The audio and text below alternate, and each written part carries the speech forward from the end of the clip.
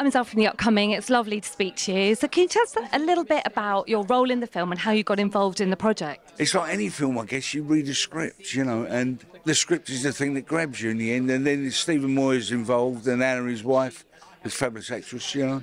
I didn't know a lot about Luca at the time because it's his first kind of big screen appearance, I guess. Probably the most happiest film I've ever worked on.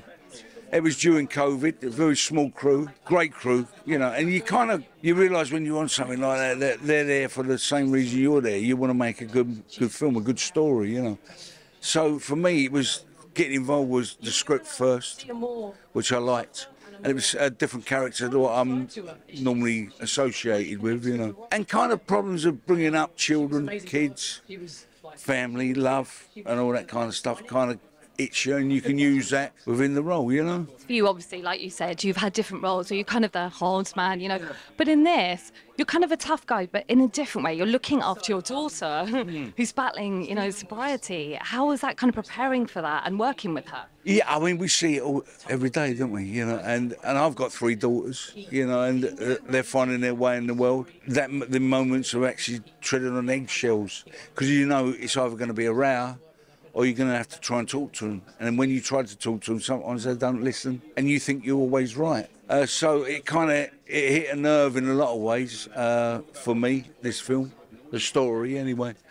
And I guess the father also battling with his own demons, you know, at the same time, and that kind of guilt trip of maybe that's why she's like she is.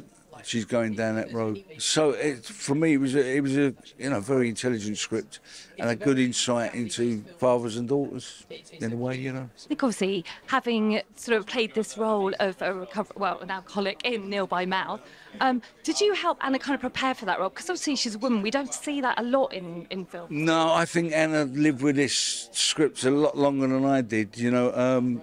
I think it was something they were trying to get off the ground, not for years, but certainly for a while. And she's the sort of actress, I think, who does her own work, and I think that shows within the performance, you know. And what do you hope viewers will take away from watching this film? It's quite hard at times, you know, and it's painful, but there's a bit of joy in there as well. And also a little message, you should listen to your children sometimes, you know, because kids are kind of seen or not seen and not heard.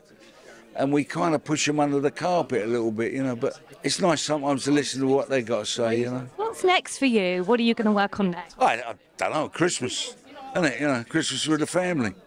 Next year, there's something I might be doing. Love to do it if it happens. I'm sure it will. And that'll keep me busy for a good part of the year next year.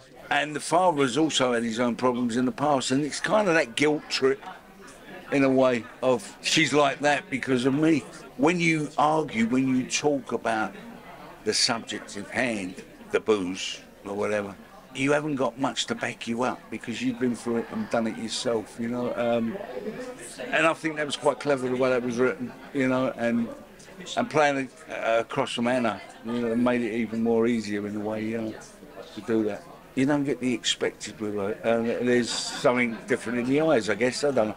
You know, you just enjoy working with someone or you don't. And I enjoyed it because it kept me on my toes. I think it does. The actors I work with who go the other side of the camera, like Gary Oldman and Tim Roth, you know, are fabulous actors, but they understand the actor probably a little bit more. So a lot of directors do, you know, but there's a few that don't. They're willing to let you try different things and come at it from a different angle. So I've always enjoyed working with, oh, that's a lie actually. I worked with one actor who was a director, and he was a terrible actor and he was a terrible director, but it's not really for me to say. But generally, you know, actors they make bloody good directors. It's something special about telling a good story, I guess. I like films like, for the simple reason that they're social. They're about our social awareness, like Jawbone, like Nil by Mouth, like Warzone. In a way, you feel you're telling a story, and you feel you're actually reminding people that there are people in the world that are going through this shit, you know. And for me, that gives me a goal, you know, a story to tell. And having said that, you know, doing films for Marvel and all that, they're great fun. But it's nice to get back to doing some reality at times, I think. And that's what kind of I guess keeps me wanting to do it, you know. The great thing about, I'm sure it's going to be blind. There's some great actors in it, and they do it justice. But when we done Sexy Beat, it was written in such a way, it was almost like modern day Shakespeare. And you found that if you left one word out, it kind of threw you off. It threw the whole pattern of the language off. But having said that, things move on, you know, and I think it's in the early years. I think it's about when we were younger, me and Don. Yeah. So I'll be interested to see it. I'm looking forward to seeing it, actually. Good luck to him. It was a genre done in a different way. As I said, the writing was... The two guys that wrote it, David and Louis, they work so well together and they write so well together, you know.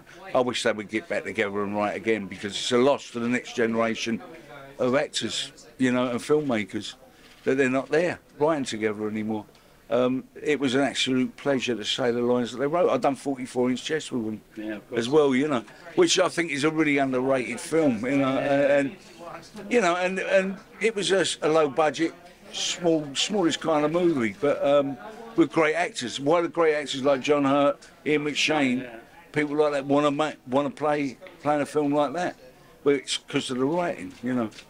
And if you've got writing like that, well, you know, all day long. He's a diamond man, and believe me, he does it all, you know. And you know the wonderful thing about him, he doesn't think he's a good actor.